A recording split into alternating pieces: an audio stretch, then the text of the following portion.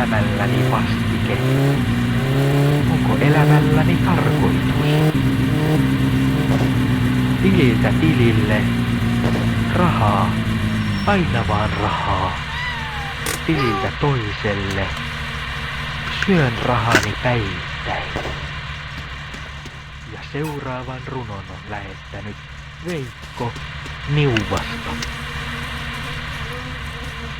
Runon nimi Hellä kosketus. Kun te minua katsotte, minkä siinä näette? Kosketatteko minua niin kuin minä kosketan sinua? Kosketatteko minua niin kuin minä teitä kosketan? Loppuuko tämä? Eikö lopu? Kuinka voisin palvella paremmin? Ihmiskunnan toivo. Minustako riippuvainen on? Antakaa minun olla. Antakaa minun olla. Kaipaan syliini pientä lämmintä. Kaipaan syliini kahta pientä lämmintä. En niitä tynnyriin laita.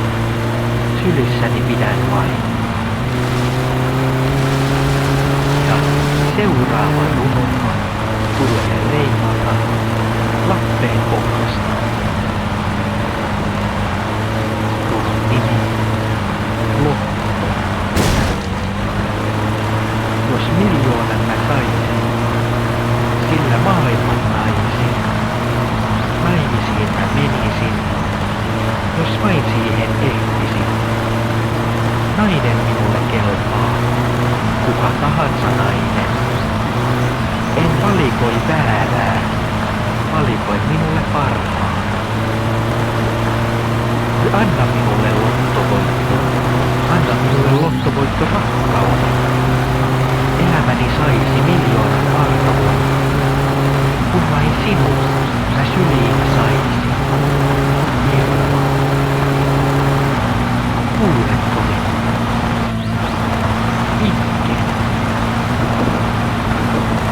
Ja seuraava runo tulee henkilöltä nimeltään Arvi. Paikka Pohjanpolska. Runon nimenä on Sulle mulle kaikin ja muille. Istutko keväällä syksyllä palvoen rintaasi ittuen? Sylistäni kiehdotta kauniin säkeistön, laulun säkeistön, runon säkeen. Maan pohjaan mä kylvän perunat. Perunasta keiton teen, keitosta rakkauden säveltä. On se minun säkeistöni, makkarasoppa, alakarne. Ja seuraava runo tulee Tepolta Laitesmaalta. Runon nimi on Matkaan mä kauas toiselle puolelle maailmaa. Mä siellä elämää näin. Elämää mä koen, kuinka sinua tarvitsen. Kuinka minua tarvitsen. Kuinka meitä tarvitsen. Ole minulle poro. Ole minulle se, joka nousee ja loikkaa. Ole minulle joulu. Seuraavan runon meille on lähettänyt Kaapo Enteisestä. Runon nimi on Mehkirasta. Suljen sinut sydämeeni, suljen sinut alati paljon. Kenen on viimeinen pala? Sopiiko se sinun suusi niin kuin se sopii minun suuhun? Vai sopiiko se jonkun muun suuhun? Mikä onkaan sisältö? Tuleeko sieltä makea vai tuleeko sieltä karvaa? En voi ymmärtää. Kuka näitä voisi vastustaa? Maku mitä parahin? Ole minulle kone.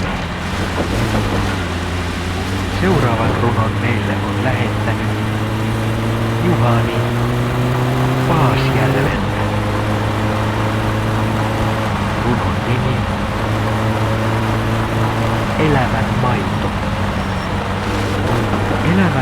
uskon paljon.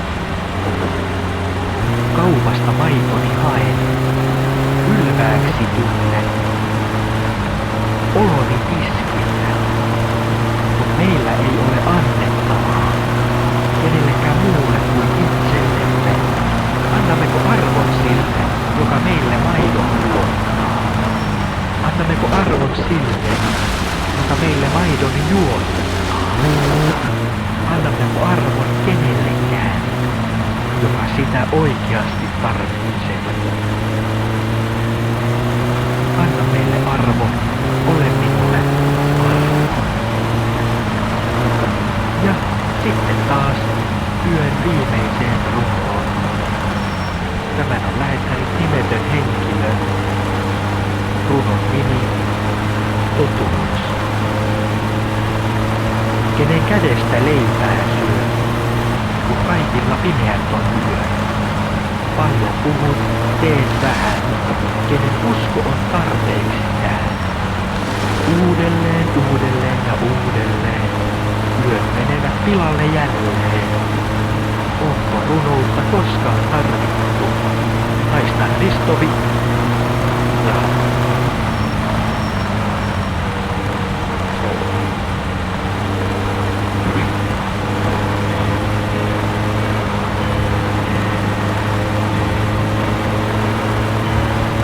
Se näistä runoista taas tällä yötä. Kuulemisiin. Oikein hyvää yötä.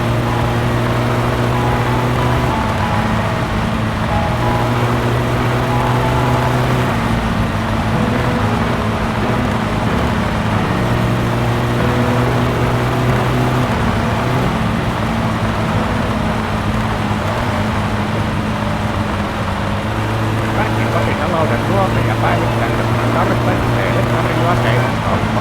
Välikeskentie varrella. Tervetuloa lukemaan läheltä ja kaukaa. Kovasti että tulee.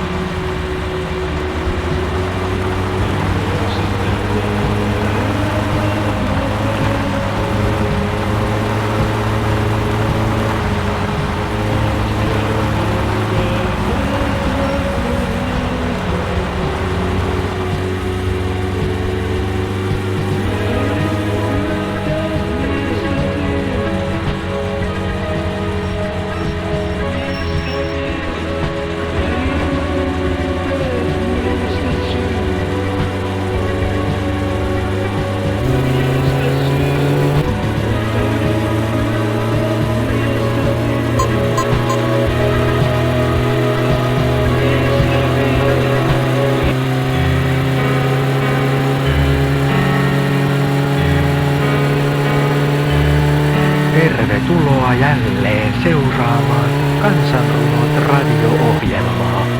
Isäntänänne Risto Vaasaranta. Ohjelmaan voitte kaikki kansalaiset lähettää omat runonne. Minä luen ne kaikille kuulijoille yön armon hiljaisuudessa. Ja kuten aina, kiehtovaksi ohjelman tekee se, että itsekin luen ne ensimmäistä kertaa. Ja otetaanpa yön ensimmäinen runo. Runon on lähettänyt Matti Maankorvesta. Runon nimi Kansan vastike.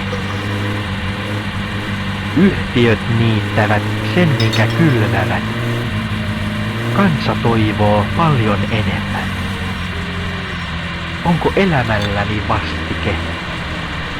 Onko elämälläni tarkoitus?